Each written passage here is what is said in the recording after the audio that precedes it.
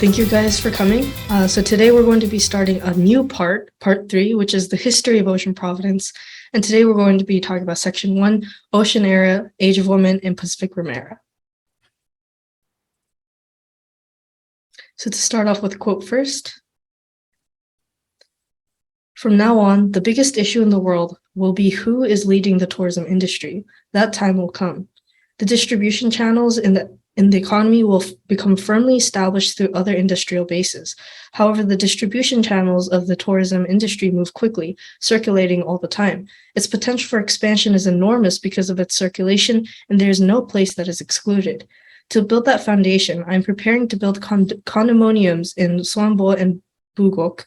Everything is being prepared for the distant future. However, there's no one in this room with such a futuristic way of thinking.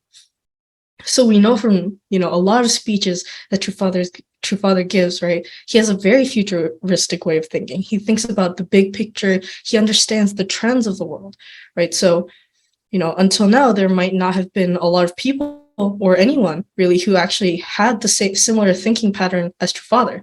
However, if we want to be able to accomplish the plan of Ocean Providence, we have to understand the trends of the times the True Father himself saw so that we can keep pace with True Parent's thoughts and plans. So just a review of the past two parts, right? In part 1, we talked about the introduction to Ocean Providence, where we discussed True Parent's ultimate goal and the practical and substantial world peace, and the specific goal of Ocean Providence, which is to resolve the hunger problem. And then in part 2, we talked about Ocean Church and the substantive plan, where we discussed True Parent's substantive plan to actually solve that world hunger.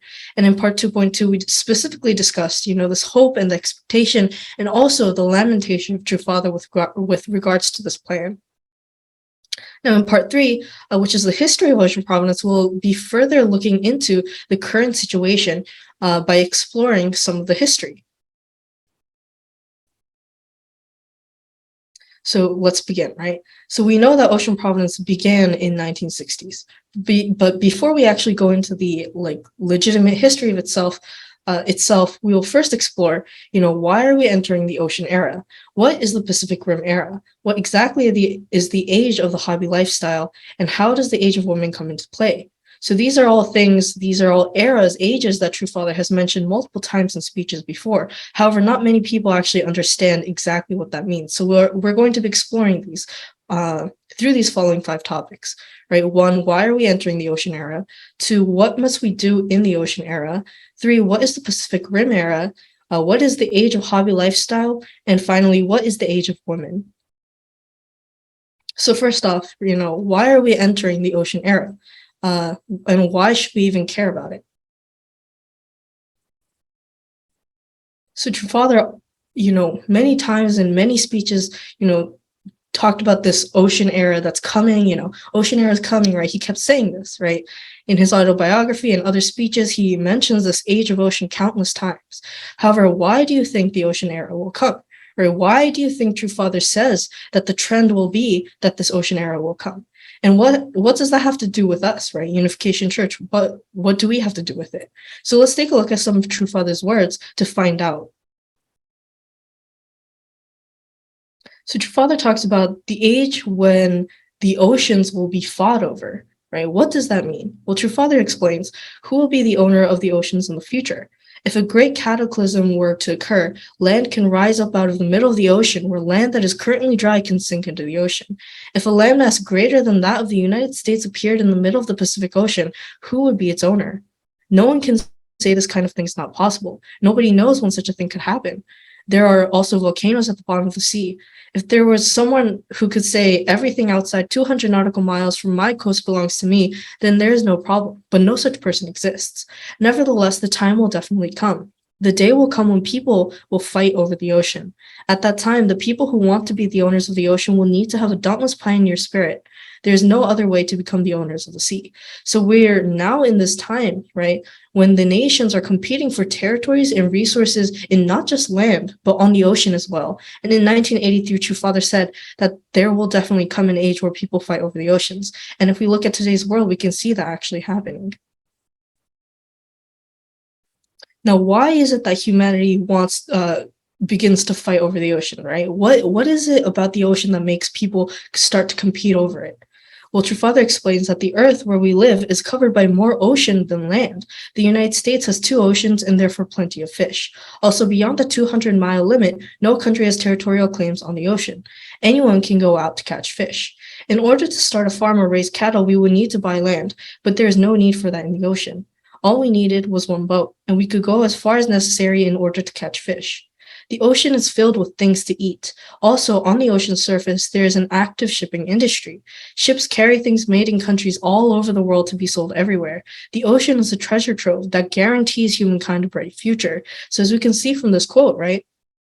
And also just from the reality, right? The ocean has a lot of resources available for humanity. So naturally, people will eventually take interest in it. And Truffaut continues to explain on this point. In the future, we will have to prepare a worldwide foundation. This is what I am thinking about. More than 2/3 of the Earth's surface, more than 70% is ocean. What would we do if our land-based food resources diminish? We will have to turn to the oceans and catch our food there. We really will have no choice but to come up with a solution for human survival depending on the sea. For this reason, the logical conclusion is that from this time forth, those nations with large ocean areas will have an advantage, particularly in terms of marine products related industries, and nations with less ocean area will be at a disadvantage. So naturally, right, the natural trend of the world is to look toward the ocean because humanity has been continuing to grow in population. I think recently we just hit 8 billion, right, in human population. So it's going to continue to grow, and the Earth that is only partially land, naturally people will want to turn to the ocean for resources. So why will we enter the age where we fight over the oceans? From Truffaut's words, we can see that we'll enter an age where the world will fight over the rights to the sea because of 2 things. First, the competition over resources. The first inevitable reason is that as the global population increases and as the economic activities increase, the land-based resources will start to run dry. And because of that, borders on land, are very difficult to move, but countries will begin seeking resources and interests by securing marine territories and those resources. And the second reason is competition over transportation routes, right? What's more, the world will see borders fading away with further development of the online world, advancement of the underdeveloped countries and the progress of diplomatic relationships, and an increase in international trade routes, right? So companies with new technology, are not satisfied with domestic markets and will always be seeking new markets and eventually expand to other countries, other locations, other regions. So the world economy develops based off of international transportation of goods. And 90% of those transportation of goods happens on the ocean, not by air, not by land, but on ocean. So controlling the shipping routes on the sea means controlling the world economy, which is why people will be competing over that as well. So in summary, why is the ocean era inevitable? It's because, as the world continues to increase in as the human population continues to increase, right, developing nations develop, right, as living standards improve, right, naturally there's a depletion in land resources because those resources are used so much to help accommodate that increasing population. And as the depletion of land resources occurs, there's a promotion of technologies that can help excavate marine resources. People naturally turn toward the ocean to help themselves. So then there's this growing need for this energy, minerals, and food, right? These different resources, and powerful nations and corporations, seek new resources, new markets, so that they can maintain this economic superiority. So in order to maintain that, they then expand into the sea, where there are more resources than there are on land. So, naturally, there's going to be this trend toward an ocean era where people will be looking toward the ocean, will be developing the ocean, where this age where the oceans will be fought over for the marine resources and for the shipping routes. So then True Father comes to this conclusion, right? The one who dominates the sea will dominate the world. From this point on, he says, the time when humanity relies on the land-based resources will pass. A new era is coming when taking a leading position in the world will require having a leading position in the management of the world's oceanic resources through possession of the technology required to do so. The sea is a fundamental source of limitless raw materials. And then True Father continues to say, though, that the ocean must be managed by the right people. It can't be managed by anyone, but it has to be managed by a specific group of people. And he identifies that people as the Unification Church, right? He says, if you mismanage the ocean, wars will break out. Then a hydrogen bomb that could destroy the earth might be dropped. That is why church members should occupy the coastal waters to a point 20 kilometers from the coasts, or any place in the world centering on this number. Then the world will be within our embrace. So True Father believed that in the ocean era, it was necessary for the righteous, people who had the right mindset, the right ideology, people centered on God, to manage the sea, and that the members of the Unification Church should be the ones to do this.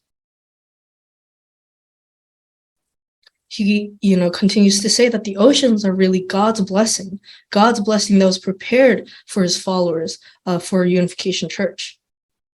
True Father says, I look at the vast ocean resources as God's blessings waiting for Unification Church. I have promised to God, give me 20 years' time and we will conquer the sea, taking dominion over it and returning the glory to you. That is how I think every time I go out. Later, we will establish a great foundation, and even the Ford or Rockefeller foundations will look like peanuts in comparison. That is the way we must realistically feel. So True Father saw that the oceans were really God's blessing, waiting to be reaped by Unification Church members. And those in the able's position, oftentimes received blessings after overcoming trials. And we can say that the blessings for the able church, for the Unification Church, prepared by God, is really centered on marine resources. Now, True Father, he constantly talked about this, right? Because it's a really grand thing, right? He wants us to get this blessing from God that was prepared for Unification Church. So he's constantly speaking about the subject, constantly talking about these plans, this Ocean Providence, and he explains that the reason why he talks about it so much is because he knows that one day, if it doesn't happen now, then one day in the future, his recorded speeches, his recorded words will be seen and will be accomplished by future generations. He says in the future, if someone is committed to developing the ocean, then that person can be in a commanding position, globally speaking. Water is the most important thing. That is why before I go to the spirit world, I have to initiate a project to utilize large areas of water. Accordingly, I have to diligently give many directions. If I speak on the subject, I know the future generations will make it happen. So the fact that Father spoke repeatedly about this ocean era was to leave this message to us. He was telling us, I'm talking about this so many times because it's important. I want you guys to know this, right? It's a message to us, to the future generations, right? He spoke every word, wishing that we would become masters of the sea and achieve his goals and plans centering on the ocean. Now, that's grand, right? This, having dominion over the ocean. However, we might think, right, isn't Family Federation or a spiritual, a more internal, a more religious movement, right? What's this talk about, having dominion over the physical, ocean economy, things like that, right? We might wonder this. However, according to Father Spartans, right, he says, I am the founder of this gigantic spiritual movement, but I am also laying the foundation to solve future physical problems of the world. I know that all this is basic for future food production and solving hunger in the world. So since I am so enthusiastic and have so many plans about the ocean, anyone who comes to the Unification Church cannot help but pay attention to the ocean. Right, all members of our movement, which is a spiritual movement, right, which was founded as a spiritual movement, but we have the goal to solve future physical problems of the world, right? We must take an interest in the ocean so that we can actually receive God's blessing and become masters of the sea so that we can solve those physical problems of the world. So the ocean era is essentially, this greatest opportunity for us to be able to achieve world peace, right? If we take a look at the ocean era that we're in, right, there's this competition, over marine resources so that people can gain, energy, minerals, food, right? And then there's a competition over shipping routes, right? So that people can have access to global market and economy, right? And currently, the direction that this world is going is that it's going to become a world. It's basically this world where large corporations and great powers compete for marine territories, but centered on capitalism and imperialism, centered on, the desire for selfish gain, right? And really, what this is going to lead to is essentially is this continuation, this cycle of conflict and inequality. However, this is the way the world is going right now, right? However, in this ocean era, there's also a chance, there's also this great opportunity that we can change the course of history. And this is the way True Father wanted us to do it, right? He wished for an able-like organization with the right ideology centered on God, right? Like interdependence, mutual prosperity, universally shared values. And that organization, he wanted them to manage and utilize resources for not for the sake of themselves, but for the sake of the world, right? For the sake of the world and for God. And if that kind of organization can change the course of history in that direction, we would be able to create a peaceful world where all humanity can live together as one family, prospering together. So that ocean era is really this huge opportunity. However, if we don't take that opportunity, right, we can see that the other option is, this continuation of conflict and inequality. So if we don't take an interest in the ocean, we will just disappear in the course of history. And True Father says this. He says the ocean has everything to do with the future. Don't you know that? You have to become interested in the ocean, or otherwise you will just disappear into history. In the future, the qualification for leadership will be to know about the ocean. The basic knowledge will be how to handle a boat. To know about the ocean and to be able to go upon it will become the two basic qualifications for leadership in the future. So members of our movement received God's blessing, right? These marine resources as the able group of the age. And in order to become the master of the oceans, we must first have an interest in it. And if we don't care about the ocean, if we don't care about this God's blessing, about the sea, we will just disappear into history. So we have to take this opportunity, right? However, right, True Father continues to say, one who isn't prepared cannot receive, right? So you are not ready to receive, he says. Your container is not ready to receive what I want to give. The treasure is ready, but the container is not ready. So you have to leave the treasure behind and make the container ready. In the meantime, someone else who has been working hard may come and take the treasure. I don't like that. I want you to have that treasure. That is why I am pushing you along the road of suffering and difficulty so that you are able to contain the treasures that are waiting for you. Historically, right? Abel received the blessing, this treasure that True Father's talking about. But we must first be able to create a container that can receive God's blessing. Right? True Father, you really wanted us to be able to, take this blessing that God prepared, to actually reap this treasure. However, we need to first of all create a container that can actually take it on. Someone who can actually, a group of people who can actually take on that responsibility to have dominion over oceanic resources. So what must the able realm do in the ocean era, right? How can we become the able? How does this able appear, right? What should we do and where? So what exactly is this container that can receive God's blessing? Right? Your Father says, right, your container is not ready to receive what I want to give. So you have to leave that treasure behind and then make the container ready. So in the above words, True Father's talk about how the ocean, is the prepared blessing from God. But then what exactly is that container that can receive God's blessing? Right? What must we do in order to gain dominion over the seas? How can we utilize the marine resources for world peace? And what should the able realm of this age do? Now let's look at the archetype, the kind of model of how able receives blessings after trials, right? So historically speaking, how does the able realm tend to receive blessings? Well, if we take a look at it, right, and we're specifically talking about economic blessing like money, right, land, cattle, things like that, right? If we take a look at, these different examples, like Jacob, he went through persecution, right? He was almost killed by his brother. Then he moved to Haran, and in Haran, he went through many years of trials and hardships.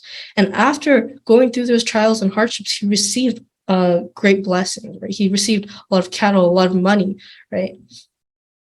And if we take a look at another example, like Joseph, he went through persecution. He almost, he was sold by his own brothers, right? Then he moved to Egypt because of that. And in Egypt, he went through a lot of trials as a slave, as a servant, right?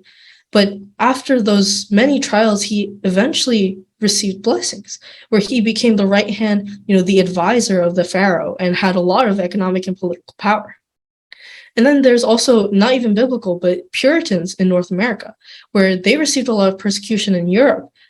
So they, they moved to North American continent, and there they went through a lot of trials, harsh winters, where, so many people died, right? But afterwards, they received this blessing where, these Puritans were essentially the founders of, essentially laid the foundation for the growth of the USA, right? Which is one of the great, most powerful nations in the world today. So there's this pattern of persecution, movement, and then trials, and then the receiving of a blessing. So this is the kind of the archetype of the able, right? So if this is the pattern, then where should the blessed family, the able of this age, be moving to so that we can receive that blessing? So we were persecuted on land. And then True Father says, as we were persecuted on land, we will build heaven on earth, starting from the sea, and then bring it to the land. He says, I would like to mobilize the spirited young men and women of the world and bring them to the horizon of this goal. I knew that governments and religions would persecute us, but I always had an alternate plan for building the kingdom of heaven on earth. I always thought that if people don't like me, I would build the kingdom on the ocean first and then bring it to land. So there's a lot of persecution on land, right? So True Father decided, right? He wanted to establish heaven in the oceanic sphere. And then after developing that heaven in the oceanic sphere, he would bring it to land. Now, once an able figure moves, right, we also know that the able goes through a lot of trials, right? So True Father explains the trials on the sea, the hardships on the sea that, that we need to go through in order to establish the kingdom of heaven on earth. He explains the fisherman's life is a hard, dirty, even crude life, and fishermen have to be very rugged. Furthermore, fishermen have often been known as thieves and liars. Why should I have us get into the kind of business which is known as a living hell? I go down to the bottom of hell, and by revolutionizing such a place, by bringing heaven there, I can hasten the kingdom of heaven on earth. So essentially what he's saying is that after persecution, the able, needs to move to the bottom of hell, which is the oceanic sphere in this case, and go through trials in order to revolutionize that hell into a heaven, right? And then that will bring about the coming of kingdom of heaven on earth. So providentially speaking as well, right? So providentially speaking, there's also first the oceanic realm, and then after focusing on the oceanic realm, then we can go on to the continental realm. And he explains this here as well. He says, I've been interested in the ocean my entire life. That is because the fortune of the great ocean is coming. For this reason, you should also take an interest in the ocean. After that, you should be interested in the continents. When Jesus told Peter to become a fisherman of people, he meant that fish were a symbol of people. That is why if we catch fish and take the lead in the oceanic regions, we can even gain a leading position in the landed regions too. This is the viewpoint of the providence. So he's explaining here, right? First, you look toward the ocean and then develop the ocean. And then once you develop the ocean, then you can develop the land as well. So he says, from the persecution on the land sphere, we go to the ocean and then lead the oceanic regions. And then once we're able to lead the oceanic regions, we can lead the land regions.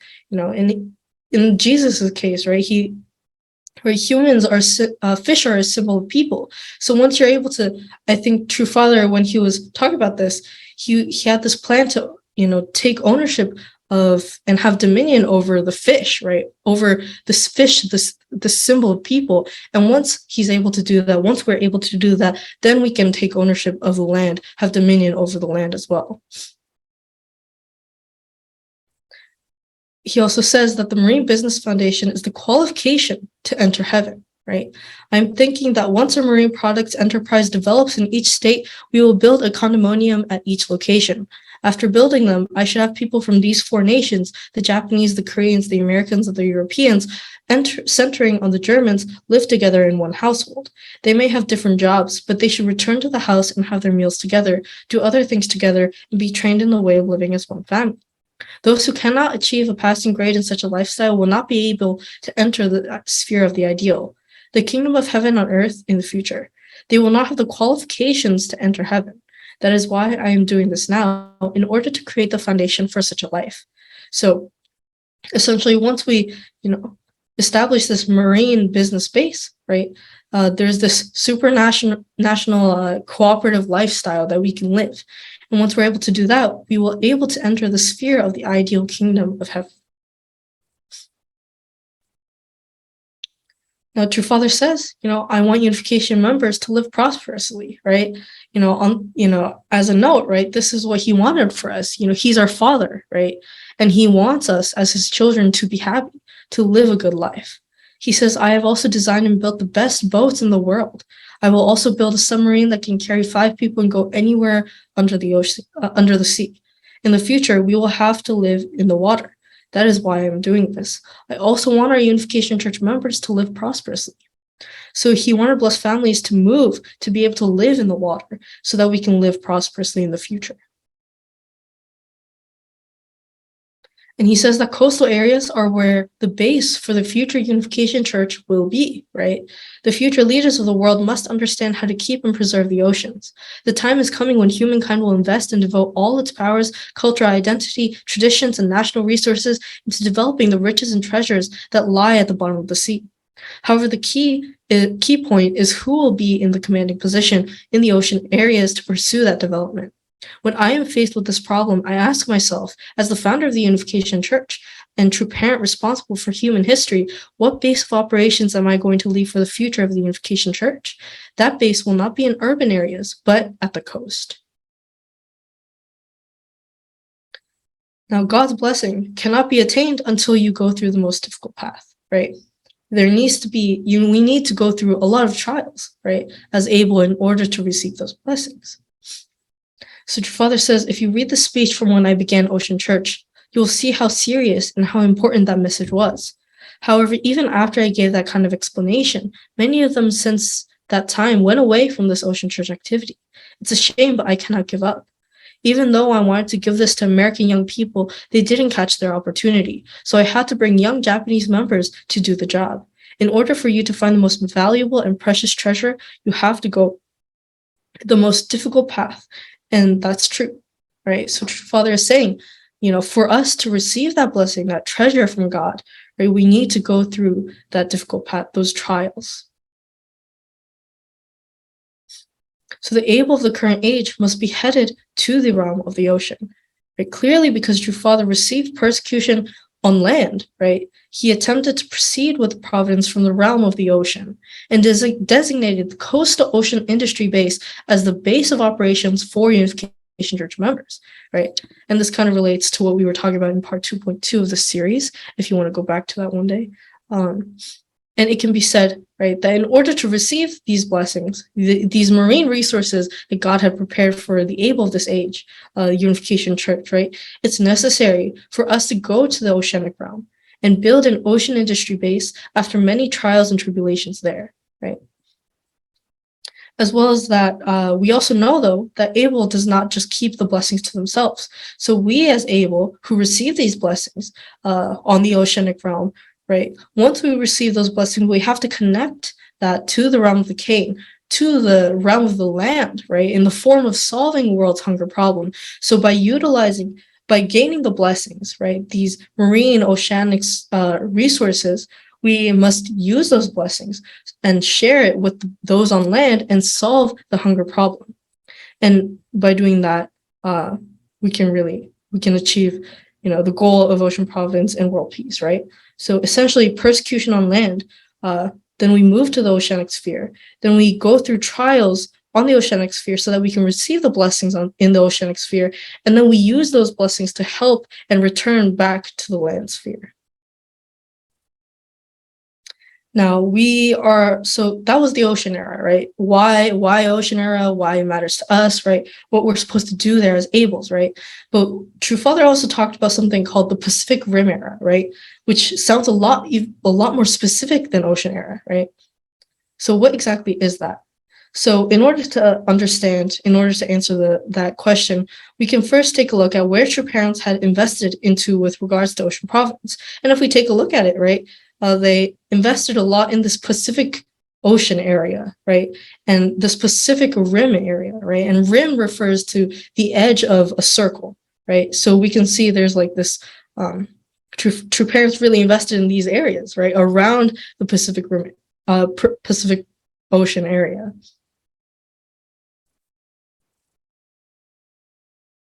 So in such a way, right, true parents continue to build Ocean Providence Foundation centered on that Pacific Rim region. But why is it the Pacific Rim Ocean, right? Why did they choose to do it there, of all places, right? Let's look at some words from True Father to answer this question. So first off, what is exactly the Pacific Civilization and the Pacific Rim era?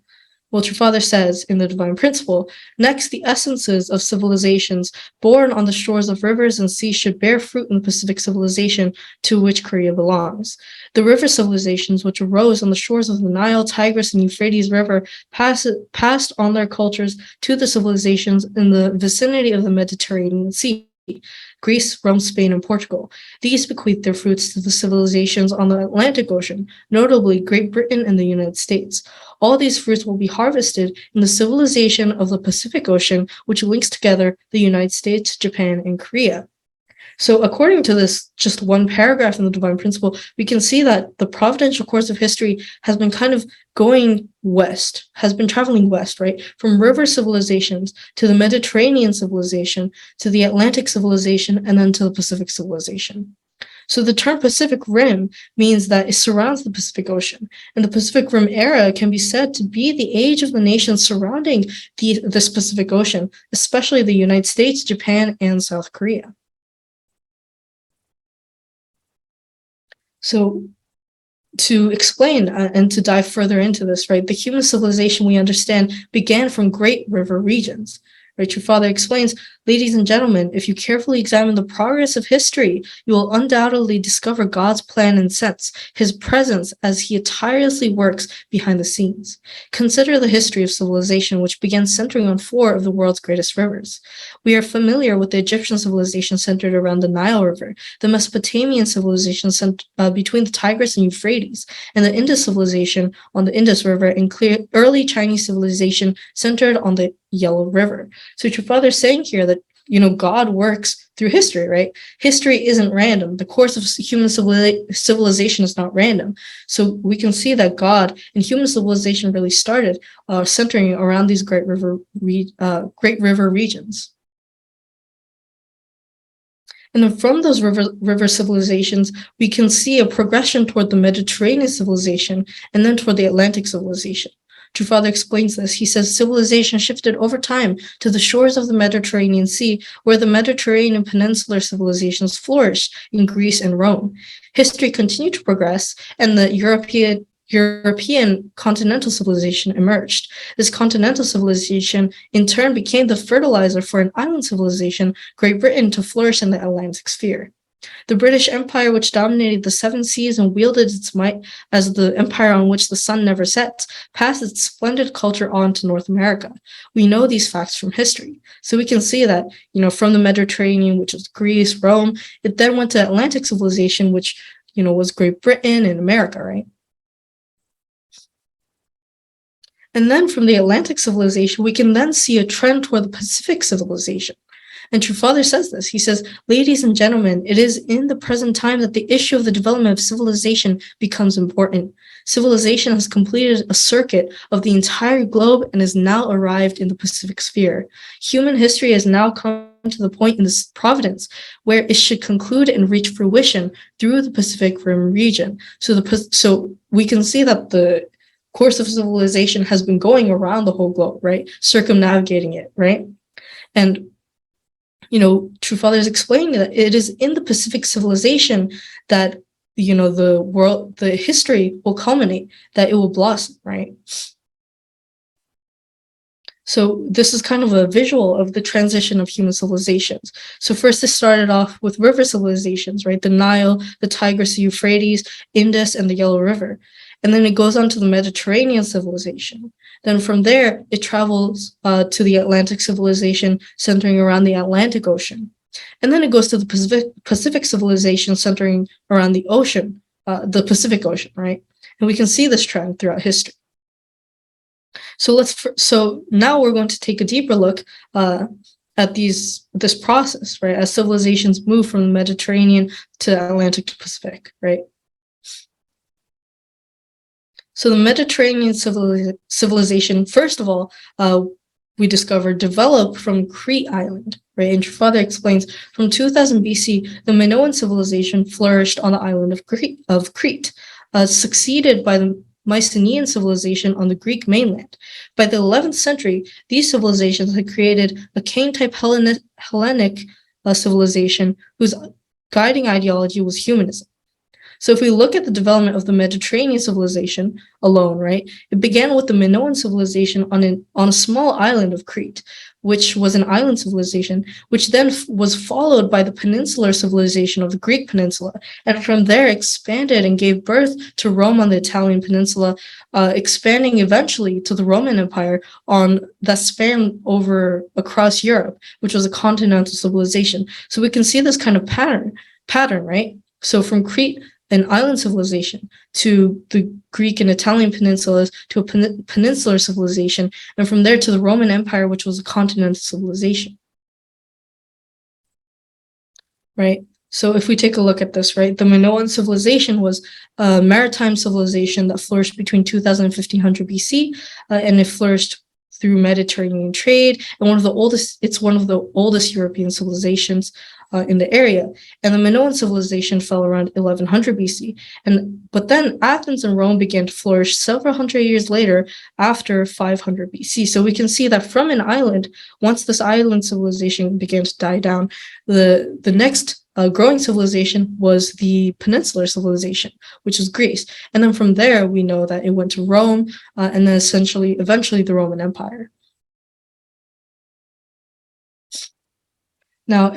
Now, the Roman Empire and this Mediterranean civilization, we can actually see were actually preparations for the coming of Jesus, right? True Father explains, in Jesus's day, the Roman Empire ruled the vast domains around the Mediterranean Sea, integrated by an advanced and extensive transportation system reaching out in all directions. This was the center of a vast Hellenistic civilization, founded on the Greek language. Thus, all the necessary preparations had been made for a swift transmission of the teachings of the Messiah from Israel, where Jesus lived, to Rome around the world. So the Roman Empire was essentially this foundation prepared for world unity once Jesus came. So there's this trend from island, peninsula to continental in preparation for the coming of Jesus. Now, what exactly was the role of Israel in the Roman Empire?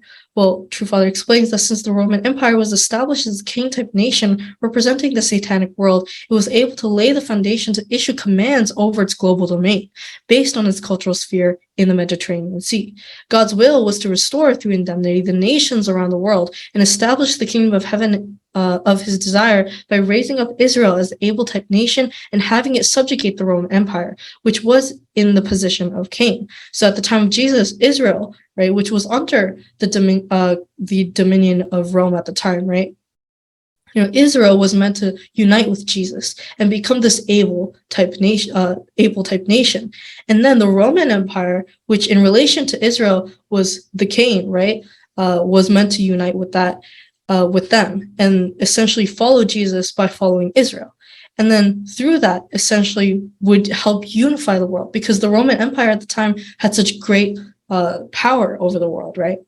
So this was essentially the roles of Israel in the Roman Empire at the time of Jesus' coming.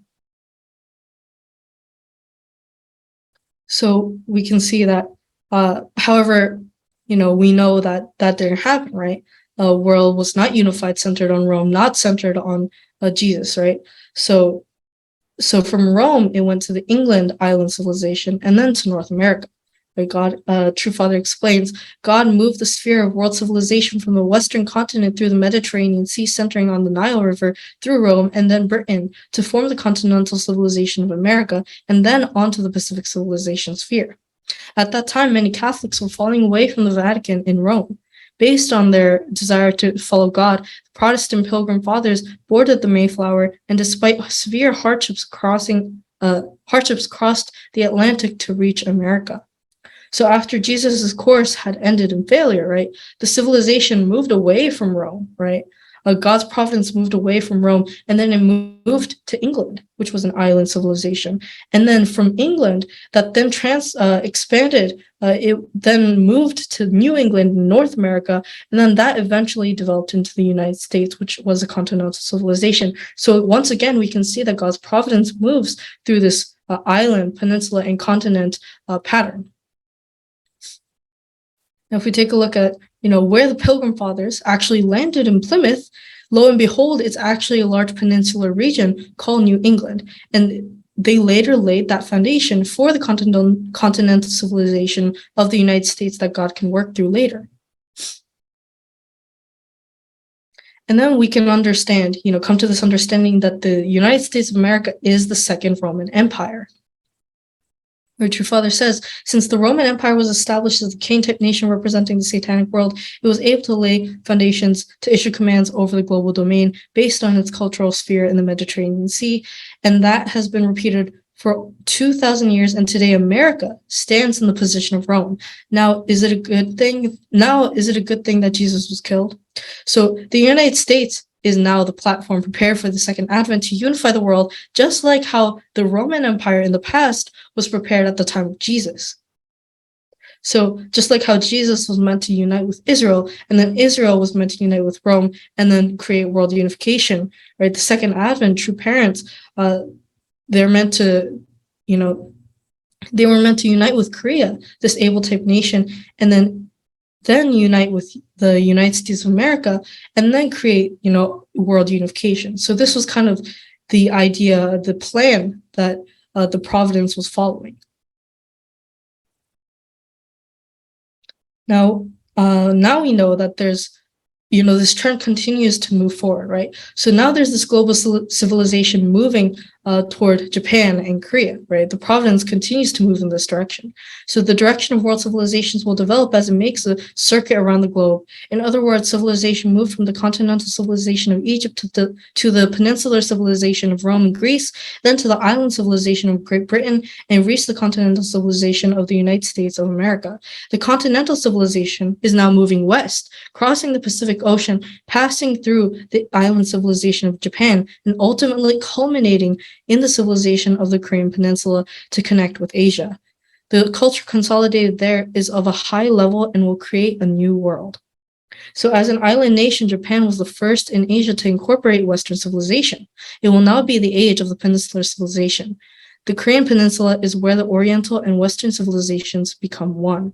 So we can see here that God's providence continues to move, and it went to Japan, the island civilization, and is moving toward the peninsular civilization of Korea. And then now the question is, as the Atlantic civilization formed by England and the United States crossed over to Japan and then connected to Korea, we kind of question, right? What is the next one, right? What is the next continental civilization that's supposed to happen? Well, True Father explains that the transition of civilization will all culminate at a continental civilization called Chunwon-chonji, right, which is a region of the Chinese mainland that originally Korean people in the far past had occupied. So True Father explains the reason Japan is blessed is because she is the Eve nation. When Eve fell, everything was lost. It all must be restored, beginning with material things. Japan has been given the material blessing of the world, so where should it go after that? It should go to the Chinese mainland, passing through the Korean peninsula. It should go to the vast Chunwon-chonji, right, this region of Chinese mainland. And during the long 5,000-year history, the Chunwon-chonji was the Korean people's land. So the Pacific Rim civilization is essentially to pass through the United States, Japan, Korea, and through the Korean Peninsula, eventually will ultimately develop a continental civilization in Chungwon-chonji, right, centered on the Korean Peninsula. So that is the continental civilization. That is the next step, right, of God's providence.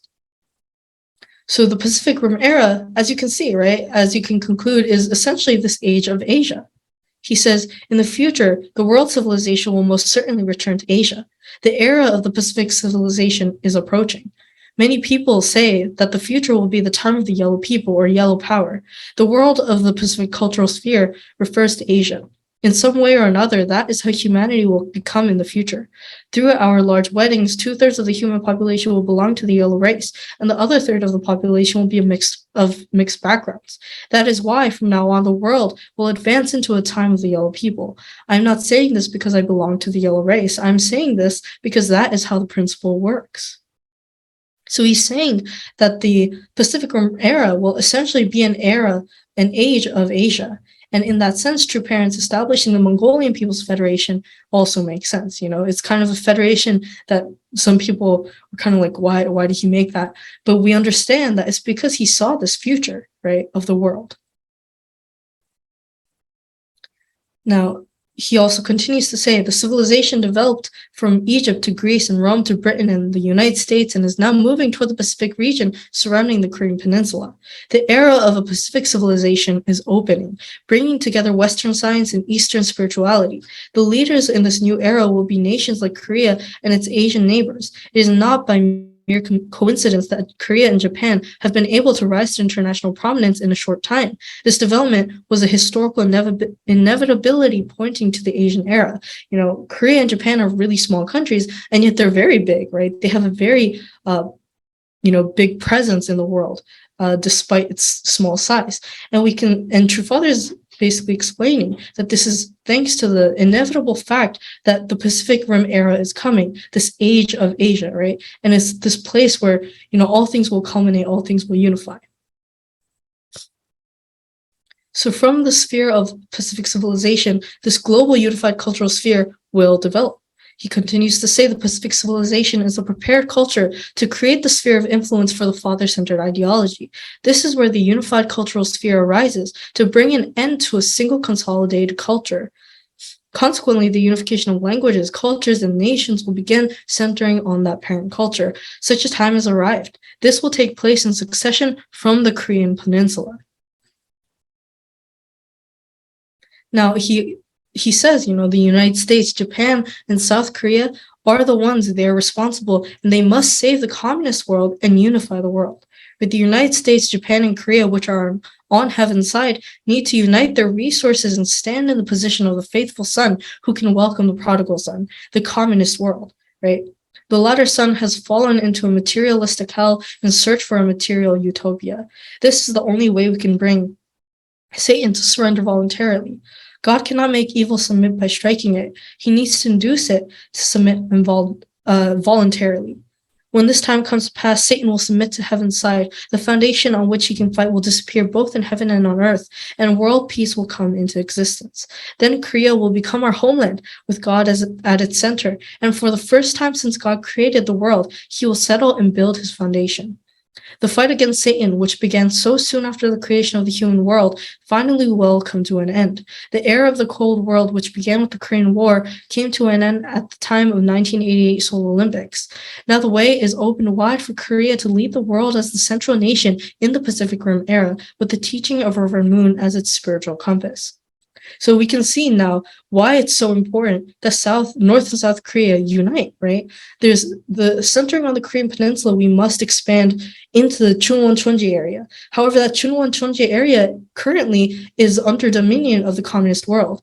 So we need to unite with the communist world by, being an able figure to them and, being able to overcome them, through God-centered ways, right? And that is kind of what we need to do for Pacific Rim era. So there's this, so to summarize, right, this transition of human civilization, it started off with the river civilizations and then moved on to the Mediterranean civilization, which then was this foundation for the coming of Jesus.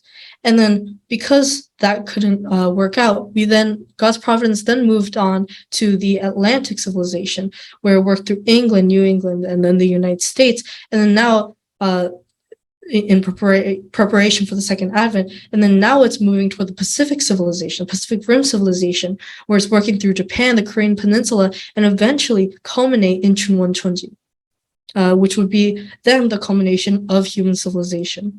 So just as there was the Roman Empire centering on the Italian peninsula, human civilization will culminate into continental civilization centered on the Korean peninsula in Asia, which will develop a unified global cultural sphere.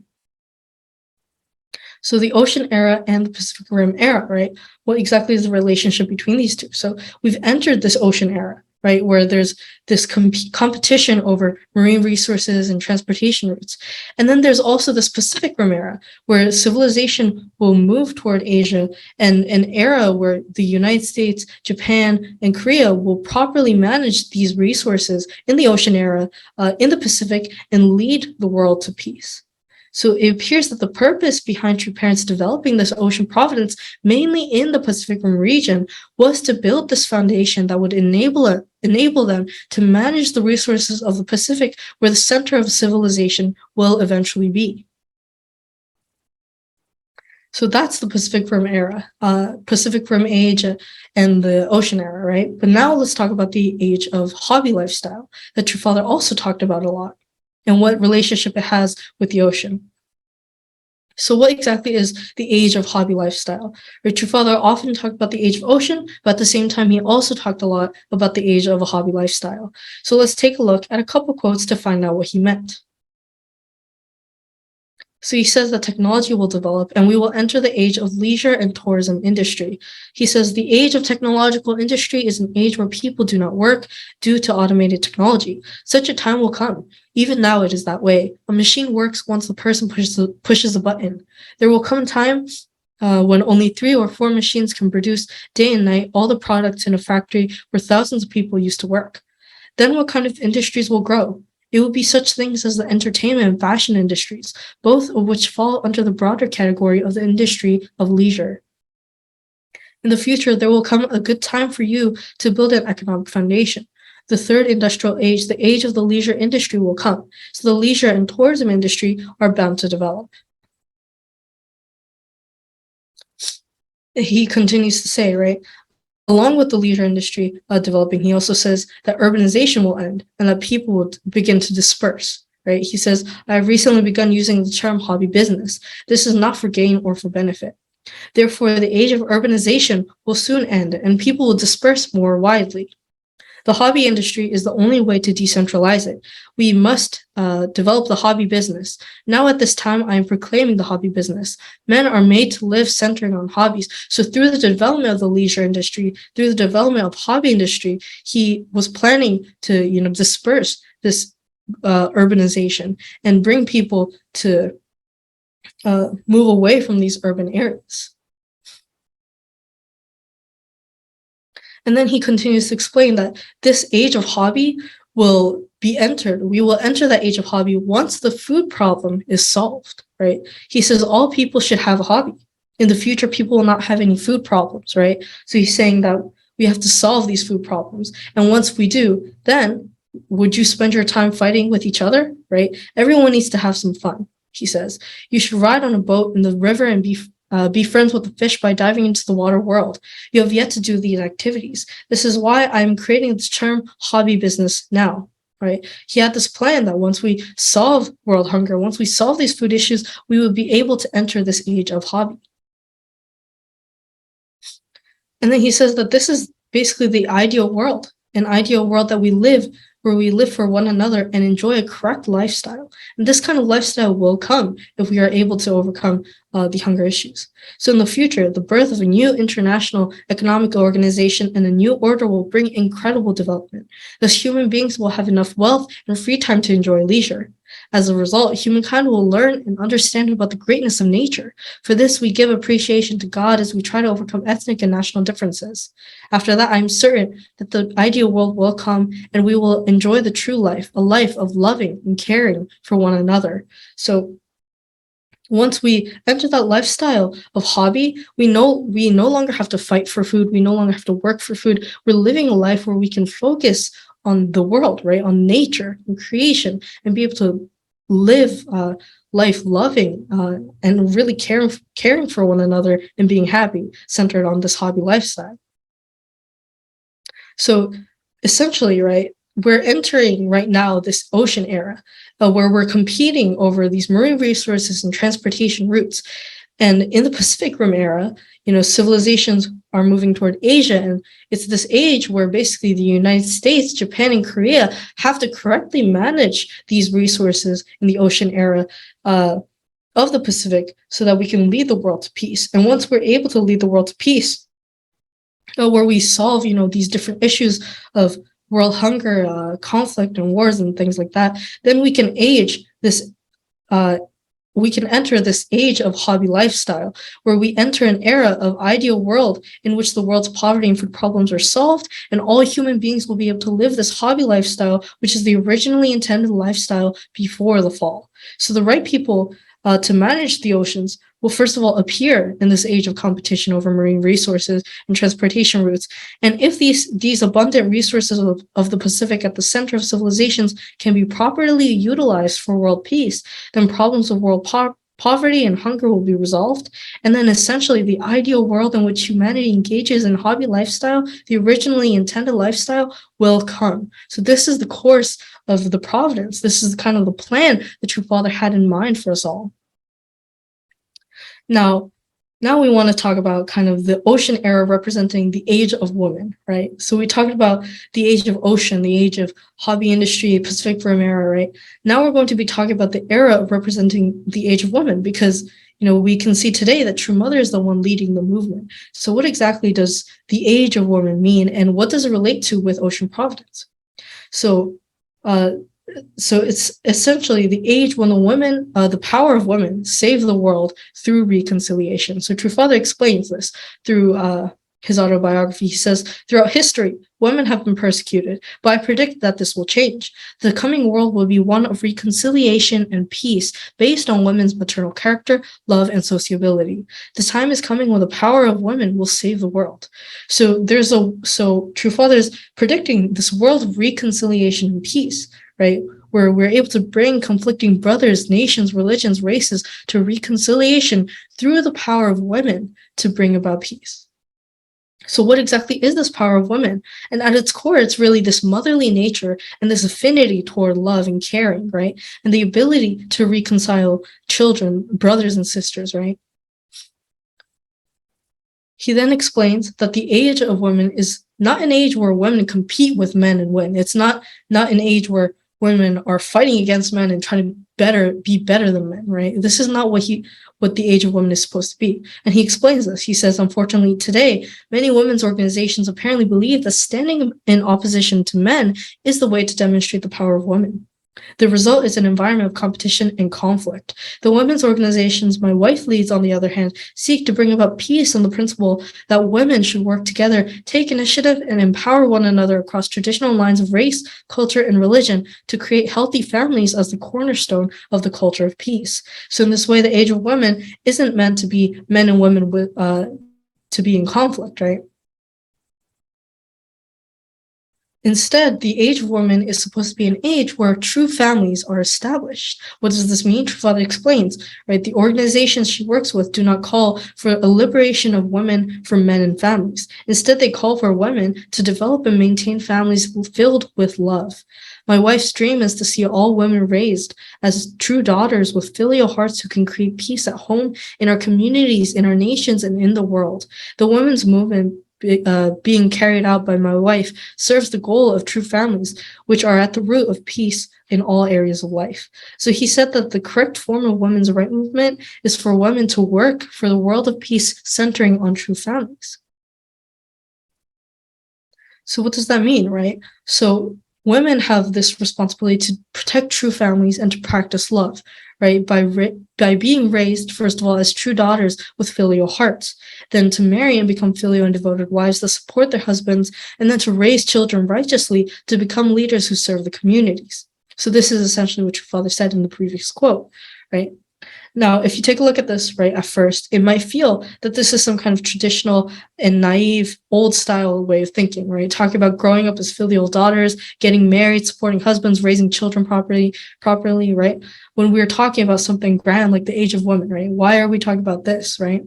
However, if we take a look at it, right, in today's world where young people tend to be materialistic rather than living for the sake of the world, where there's increasing suicides and mental illnesses, right, building a good family environment and properly raising and guiding the youths, that is the most important task for achieving world peace, right?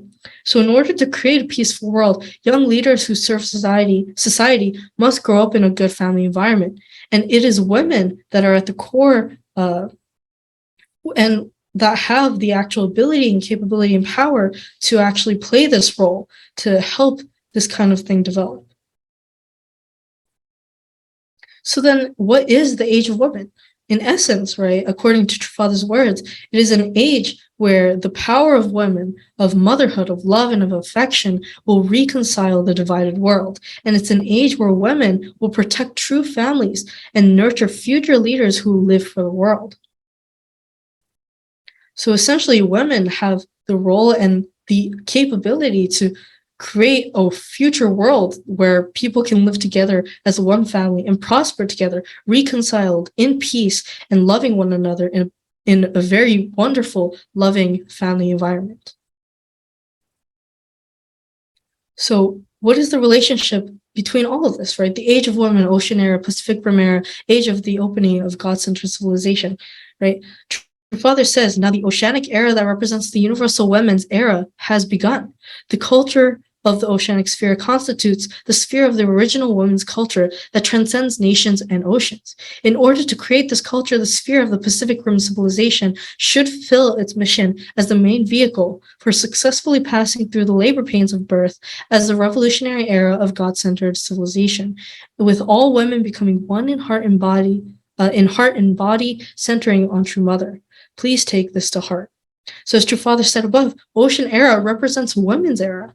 What do you think that means?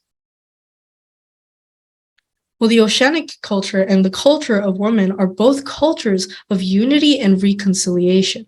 Right? The culture of the oceanic sphere constitutes the sphere of the original woman's culture that transcends nations and oceans. Right? If we take a look at the culture of oceanic sphere, we see that the ocean providence is essentially the providence to unify the world through substantially living for the sake of the world, right? Therefore, the oceanic cultural sphere that must be established is one based off this idea that the culture that unifies the world through living for others, right? And when True Father says we transcend nations and oceans, we can understand it to mean that it will be a realm of unity that includes all nations of the world where we can reconcile, right? And this is very similar, right? I think this is something that we've heard of really just like a moment ago, right? The sphere of the original women's culture, right? As we read in the previous quote, the original women's culture is to protect the environment of a true family and raise future leaders that will live for the sake of the world, right? Mothers also have a role to guide children to reconciliation, meaning that the power of women can transcend national borders for all people of the world to unite as brothers and sisters. So looking at it this way, we can see that both oceanic and women's cultural spheres have in common that they are both cultures for unifying and reconciling the world through the act of living for the sake of others.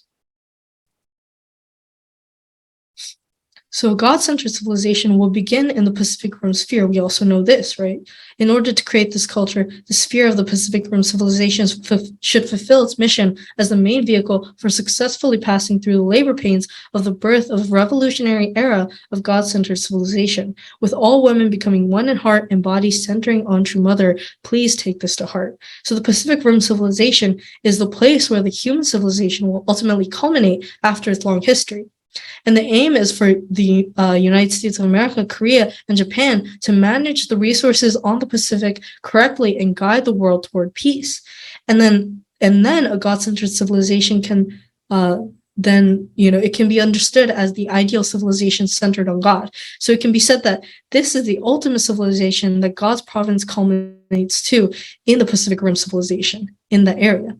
So God's civilization will open up in the Pacific Rim civilization sphere, and True Mother and women have this important mission as the main vehicle that will lead that era. So it's a difficult mission, right? It's a grand mission. So True Father says that there will be labor pains, there will be trials. He says, in order to create this culture, of world peace, fulfilling, the providence really, in the Pacific Rim civilization, you know, sorry. In order to create this culture, the sphere of the Pacific Rim civilization should fulfill its mission as the main vehicle for successfully passing through the labor pains of birth, right?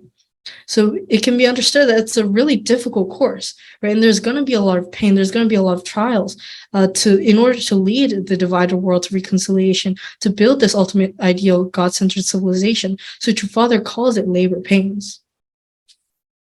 So in summary, right, the ocean era is an age humanity will compete over marine resources and transportation routes, and the marine resources must be managed correctly in order to bring about world peace. And the Pacific Rim era is this age that will come through the providential transition in human civilizations. And the age of hobby lifestyle is the age where humanity will live an originally intended lifestyle. And in the ocean era, women will have the role of the main vehicle to bring about this God-centered civilization in the Pacific Rim sphere so that we can all enter that era where we're living that originally intended hobby lifestyle. So just to end it off, this is a quote, right? True Father says, "The ocean has everything to do with the future. Don't you know that? You have to become interested in the ocean or otherwise you will just disappear into history. In the future, the qualification for leadership will be to know about the ocean. The basic knowledge will be how to handle a boat. To know about the ocean and to be able to go upon it will become the two basic qualifications for leadership in the future." Thank you.